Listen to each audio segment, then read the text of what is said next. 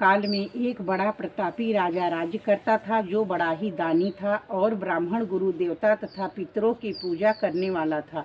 उसकी साधुता धार्मिकता समस्त देश में प्रसिद्ध हो गई थी। उसके द्वार से कोई याचक निराश होकर नहीं जाता था और वह नित्य देव मंदिर में दर्शन करने जाता। प्रत्येक गुरुवार को वह बृहस्पति भगवान का व्रत रखकर पीले वस्त्र, पीले फल फूल और नैवेद्य आदि से उनकी पूजा करता हुआ पूजा करता हुआ दीन दुखियों का सहायता करता था। परंतु वह जितना ही धार्मिक था, उसकी रानी उतनी ही अधार्मिक और बुद्धिहीना थी। उससे अपने राजा की यह बातें और धार्मिक दान पुण्य करना अच्छा नहीं लगता था। वह दिन रात अपने ऐश आराम में लगी रहती थी, मन माने कार्य करती थी। दान पुण्य और सेवा दर्शन तथा दीन दुखियों की सहायता में उसका मन कदापि न लगता था। वह बड़ी ही कृपण थी। वह धर्म कार्य में राजा को भी मना करती और कहती ये सब क्यों करते हैं, किंतु वह धार्मिक राजा नियम पूर्वक अपने सब कार्य किया करता था। इसका यह नतीजा था कि राजा की धर्मशीलता से उस रानी का कोई भी अनिष्ट नहीं होता था और सारी प्रजा सुख से अपने अपने घरों में निवास करती थी। एक दिन राजा जब वन में शिकार को चला गया तो रानी अपने दासियों सहित घर पर निवास करती थी। तब संयोगवश उसी दिन वहाँ एक साधु का वेश धारण किए बृहस्पति जी राजा के द्वार पर भिक्षा मांगने आ पहुँचे। उन्होंने राजद्वार पर आकर राजा की जय मनाई और भिक्षा की याचना की। राजा तो घर पर था नहीं। रानी ने कहा, हे साधु जाइए, इस समय राजा यहाँ नहीं है जो भिक्षा और दान देते हैं, बिना उनके कौन देगा। साधु महाराज ने कहा, रानी जी आप तो विद्यमान ही हैं, मुझ भिक्षुक को कुछ भिक्षा देने में आप भी समर्थ हों। रानी ने कहा, महाराज मैं इस तरह के झंझटों में नहीं पड़ना चाहती। इस दान पुण्य से तो मैं बहुत घबरा गई हूँ। व्यर्थ एक पवारा खड़ा रहता है, फिर मुझे गृह के कामों से अवकाश नहीं मिलता। सब काम राजा ही करते हैं, उन्हीं के लिए योग्य। परंतु मैं समझती हूँ कि इस धनी से तो निर्धन रहना ही अच्छा है, क्योंकि यह सब बहुत सा बखेड़ा तो नहीं करना होगा। क्या आप कोई ऐसा उपाय जानते हैं जिससे यह धन न रहे और मुझे शांति चैन मिले? यदि आप जानते हो तो बतलावें। बृहस्पति भगवान वहाँ साधु बनकर आए थे। उन्होंने कहा, ये तुम क्या कह रही हो? भला संसार में कोई ऐसा होता है जो संतति और धन न प्यारा हो? भला इससे भी कोई दुखी होता है? हे देवी, इन दो बातों की तो सभी चाह कर रखता है, चाहे कोई धर्मात्मा हो या धर्मी, सब धन की इच्छा करते हैं। इस धन की महिमा को तो मैं क्या कहूँ। ऋषि, धर्मात्मा, अधार्मिक सभी को धन की सब प्रकार की आवश्यकता पड़ती है। यदि तुमको भगवान ने धन दिया है तो उसका सदुपयोग करो। महात्मा कबीर ने कहा है, भूखे को भोजन, नंगे को चीर और प्यासे को नीर, इतना बांटे सत्य कबीर। तुम्हारे पास धन है तो भूखे मनुष्य को भोजन कराओ, पौसरे बैठवाओ। जिनके पास वस्त्र न हो उन्हें वस्त्र दो। बाग बगीचे बनवाओ, आम आंवला आदि के वृक्षों को लगवाओ और यज्ञ करो। साधु ब्राह्मणों को भोजन खिलाओ। जिनके पास धन नहीं है उनकी सहायता करो। उनकी कुंवारी कन्याओं का विवाह करवाओ। इस प्रकार करने से दया आदि धर्म के कार्य है जिन्हें तुम कर सकती हो। ये क्या कहना है कि सब धन नष्ट हो जावे और मैं चैन की सांस लूं? मैं तो सर्वप्रथम आपको यही कहूँगा कि आप इस प्रकार के कर्मों से अपना एवं अपने कुल के नाम को उज्ज्वल कर लो।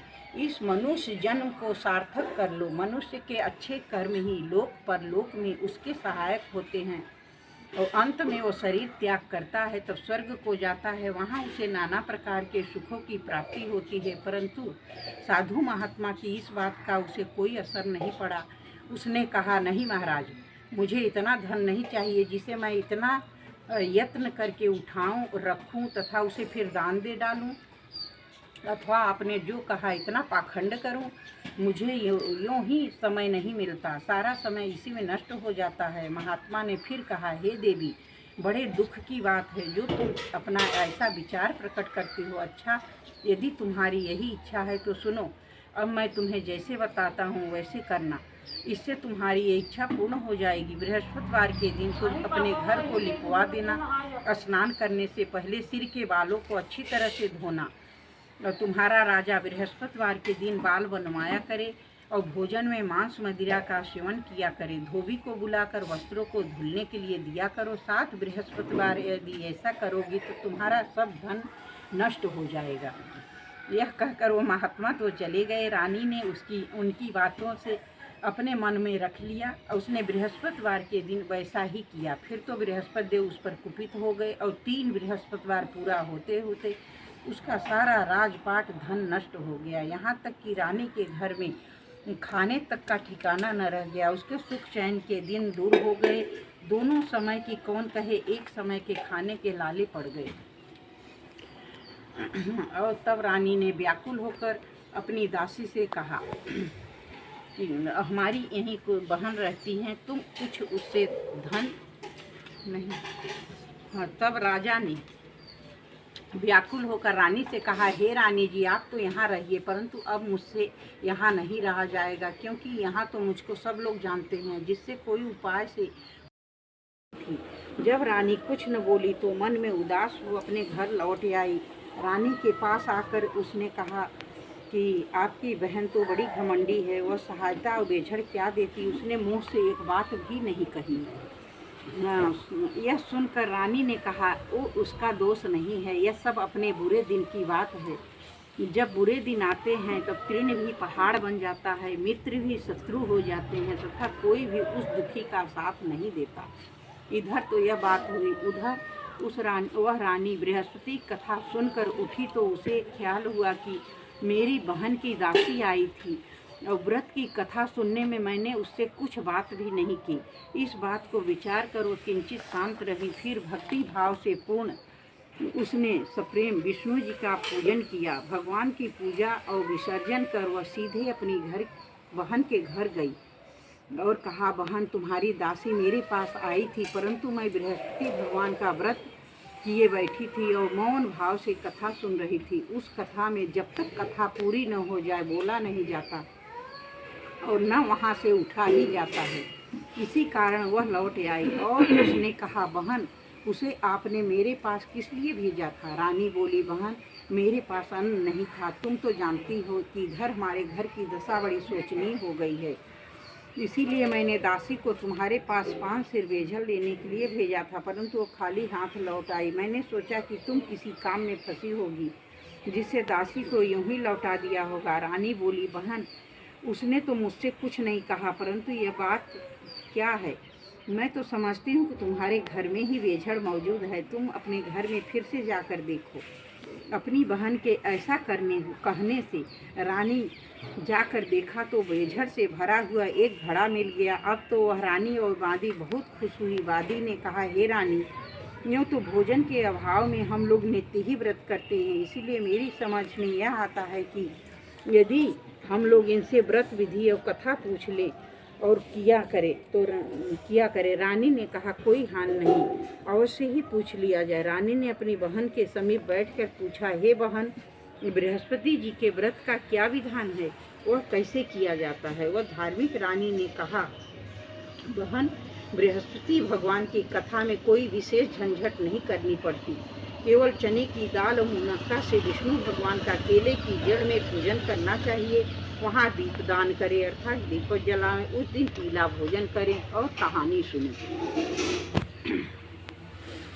ऐसा करने से गुरु बृहस्पति प्रसन्न होते हैं। उनकी प्रसन्नता से अन्न, धन और पुत्र की प्राप्ति होती है तथा मनुष्य की सब मनोकामनाएं पूर्ण हो जाती हैं। यह सुनकर वह रानी दासी दोनों ने निश्चय किया कि बृहस्पति का व्रत अवश्य करेंगे। जब 6 दिन बाद बृहस्पति जी का दिन आया तो उन दोनों ने व्रत किया। तब चना और गुड़ कहाँ मिले, इसके लिए उन्होंने घुड़साल में प्रवेश किया और वहाँ से चना गुड़ बीन कर ले आई और उससे चने की दाल बनाकर गुड़ सहित जाकर केले के जड़ में विष्णु भगवान की पूजा की। इस प्रकार उन्होंने व्रत कर लिया, परंतु पीला भोजन कहाँ से प्राप्त हो? बेचारी रानी और दासी दोनों ही बड़ी दुखित हुई।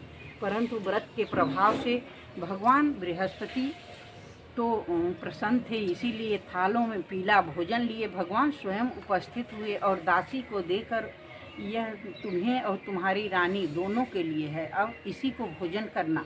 दासी प्रसन्न हो भोजन रानी के पास ले गई और सब बातें कहकर भोजन दिया। वादी और रानी दोनों ने प्रसन्नता से भोजन किया। फिर तो वह हर बृहस्पतिवार को व्रत रखती और देव गुरु बृहस्पति के लिए भगवान विष्णु की पूजा करती। इस पूजा से वो पुनः रानी हो गई। उसके घर में ज्यों का त्यों सारी संपदा भर गई और दासी भी बड़ी धनवान हो गई। परंतु ब्रह्मा के लेख और कर्म की रेखा को मिटाना बड़ा कठिन होता है। रानी फिर आलसी हो गई। तब दासी ने कहा, देखो रानी, तुम पहले भी इसी प्रकार आलस्य करती थी, जिससे सब कुछ नष्ट हो गया।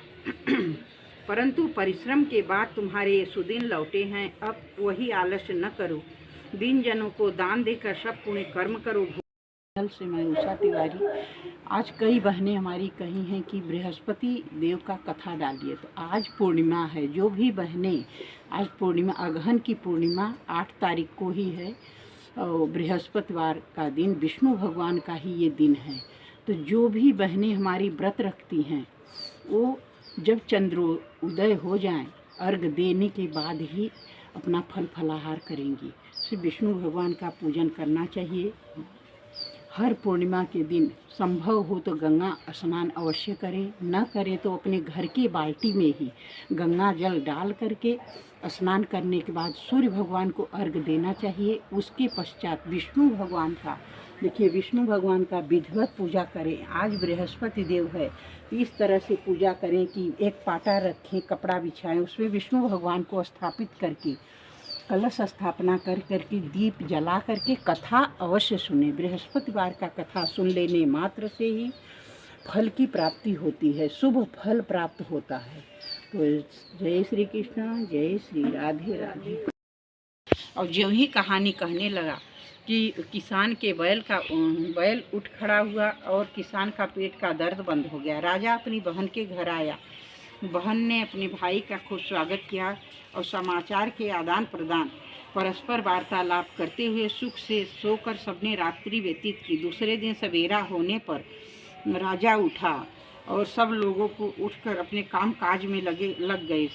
अब राजा, जो गुरु बृहस्पति का बड़ा ही भक्त था, उसने अपनी बहन से कहा, हे बहन, बृहस्पति देव की कथा किसी ऐसे मनुष्य को सुनाना चाहता हूँ जिसने भोजन न किया हो। बहन ने कहा, भैया, यहाँ बहुत तड़के ही सब लोग भोजन कर लेते हैं, फिर भी मैं तलाश करती हूँ।